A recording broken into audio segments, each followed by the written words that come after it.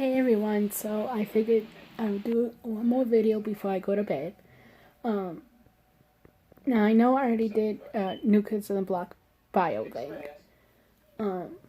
I figured I would do a more updated one and more into research.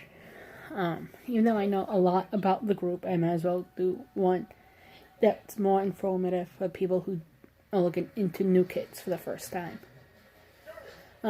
But before you do anything, make sure you hit subscribe to my channel. Okay, so if you're new to my channel, welcome. And a lot of times I do research and I have it in a binder. So with that said, I go to my band section of it and I pull out my NKOTB Part 2 bio stuff. Like I said, I know a lot of this stuff already, but I want to be more informative for you guys. Alright, so basically, the band members, if I can actually talk, it'd be that much better, right? Right. So the band members are Donnie Wahlberg, Danny Wood, Joey McIntyre, and brothers Jonathan or John and Jordan Knight. They're founded in 1984 in Dorchester, Massachusetts, which is a suburb of Boston, Mass. Whoop whoop. By Maurice Starr and Mary Alfred.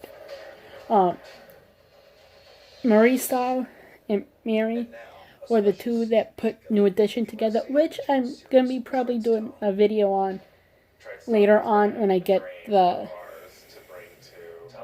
feel up to getting all the info down. But they wanted like a white New Edition. Donnie was the first one to audition for the group.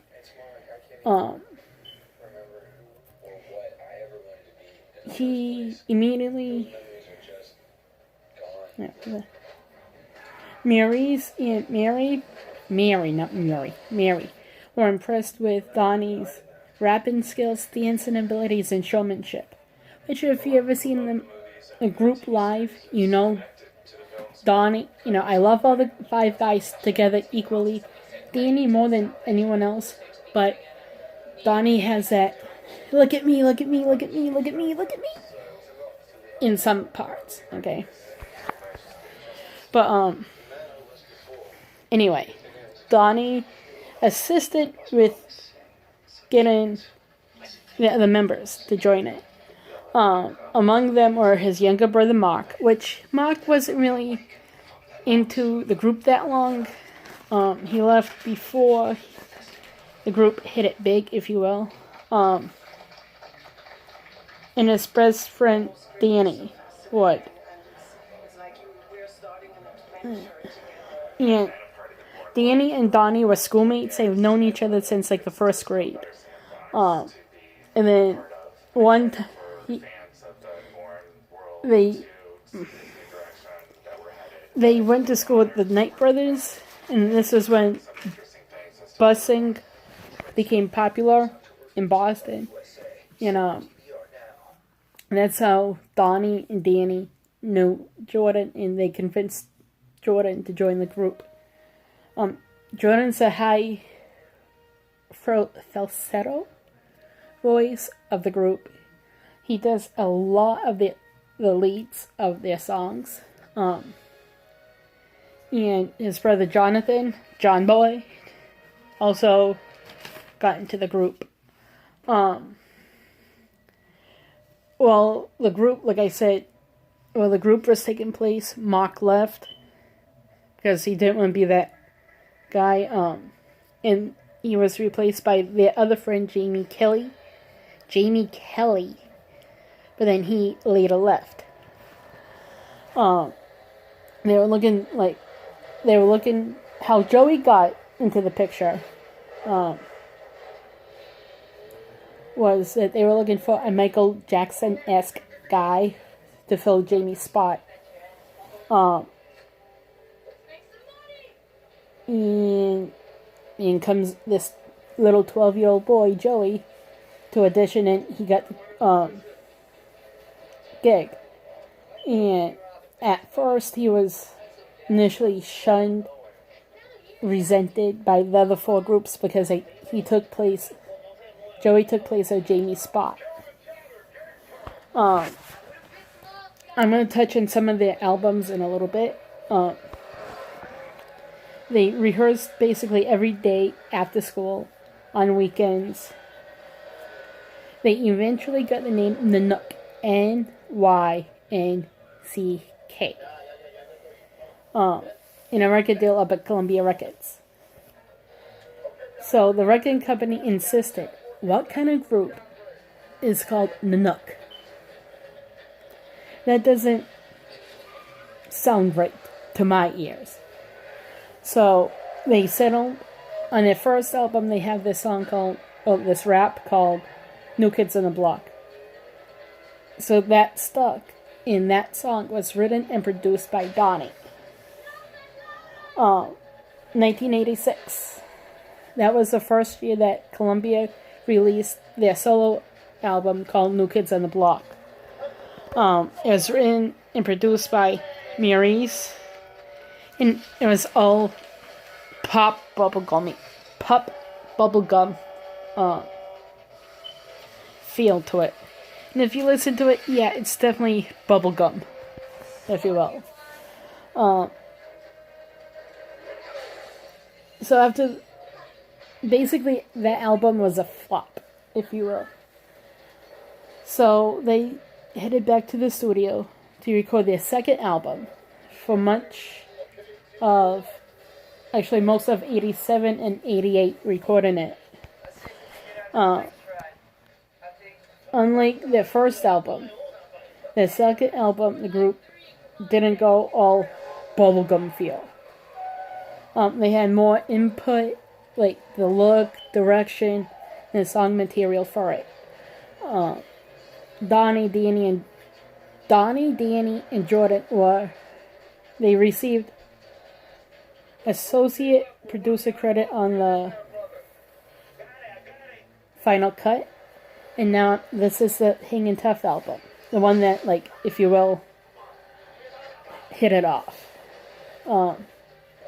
Columbia, during the Hangin' Tough, the Hangin' Tough album didn't really catch on. It wasn't getting enough airplay. So Columbia Records almost dropped them. And it wasn't until someone heard it. It was Please Don't Go Girl.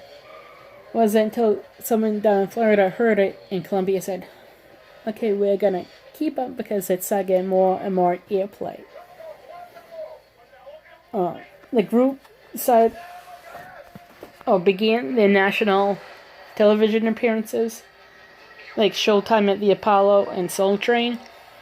Now, I don't know if any of you guys heard, when they went on the Showtime and the Apollo, that's basic, I'm not dissing anyone.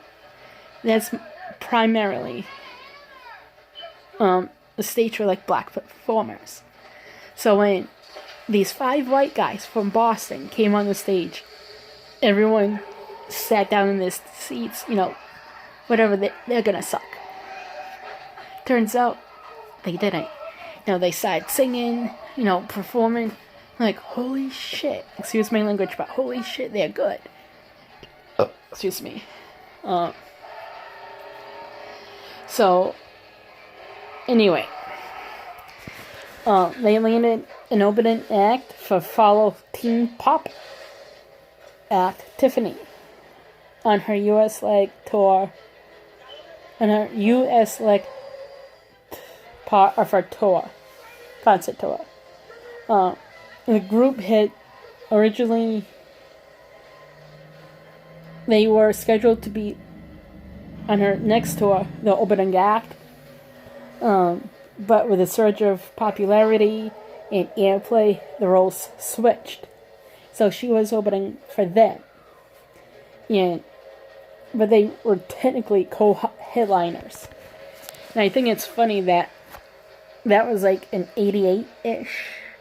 And here it is, like 30 years later, and they just got done with a tour with her. They toured with Debbie Gibson, Tiffany, Salt and Pepper, Naughty by Nature, and that was called the Mixtape Tour. And make sure that you guys subscribe to my channel.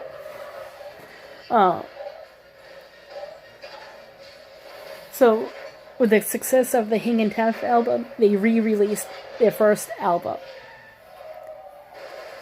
And that actually sold more than what it did the first time that they released it.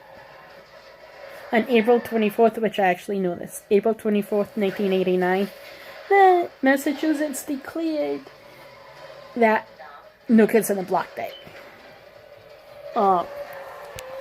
Some of their merchandise includes, now I know I'm probably missing out a whole crap load of stuff with this, but I'm gonna say it anyway.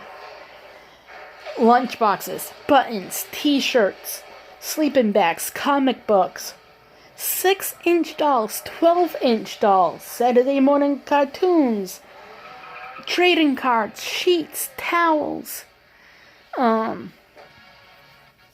packs, posters. There's a laundry list. Make sure if you want to see anything, Google it. It's amazing.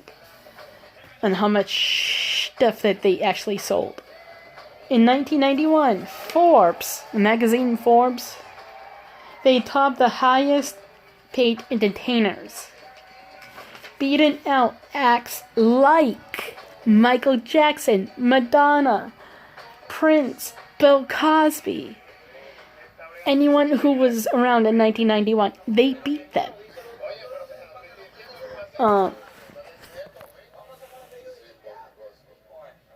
They were accused of lip syncing in the early 90s. One of the producers from Step by Step said that they didn't sing their own songs in concert and filed a lawsuit, but the lawsuit was later dropped. Now, what performer live doesn't have background vocals? Especially if you've seen the Five Guys, especially them, they're running around on stage acting like they're teenagers again.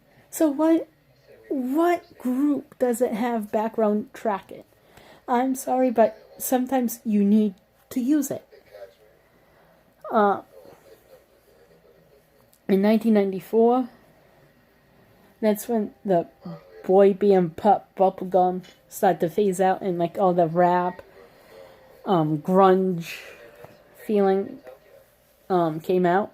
So they changed the name to NKOTB, which is basically N, New Kids.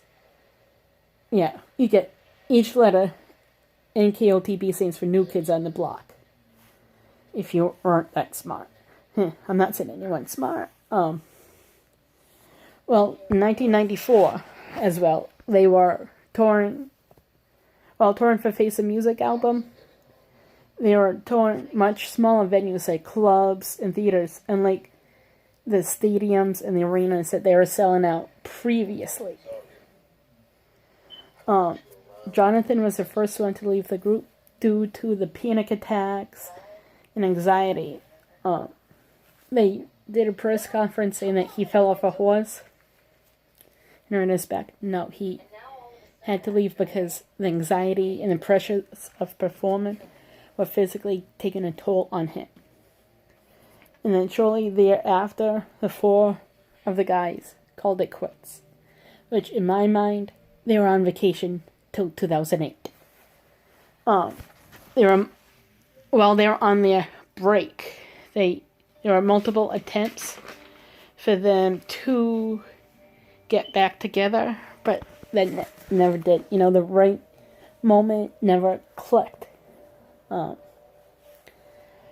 Four of the guys, Jordan, Joey, Donnie, and Danny, all were in the public eye during the break, except for Jonathan. He was in real estate development, which I'm going to be doing like the solo biographies within the next week or two. So you'll get more info on each one of the guys then. So anyway, they came back in 2008, and that album, the song Click, Click, Click, sealed the deal for all 5 guys to come back and say, yep, that's that song. Cemented them to come back. And it was like magic all over again. They toured with Natasha Bedingfield and Lady Gaga. And Lady Gaga is on the Block CD. I think... Oh, crap, I forgot what the song's called. I didn't write it down. Surprisingly, I did it. In 2011, I say, they released an album and toured with the Backstreet Boys. And they formed one of the biggest boy bands, if you will, called NKOTB-SB. In October 4th, I believe, 2014, they finally got this on the Walk of Fame. Yay. And that's it for the biography. I have a whole 5.5 pages of it. If you guys want me to do anyone else, like look up any more info about either the group, if you have anything to add, make sure you comment down below. Make sure you guys subscribe to my channel, please. I try to make this a fun channel. Have fun, be safe, and I'll talk to you guys later. Bye.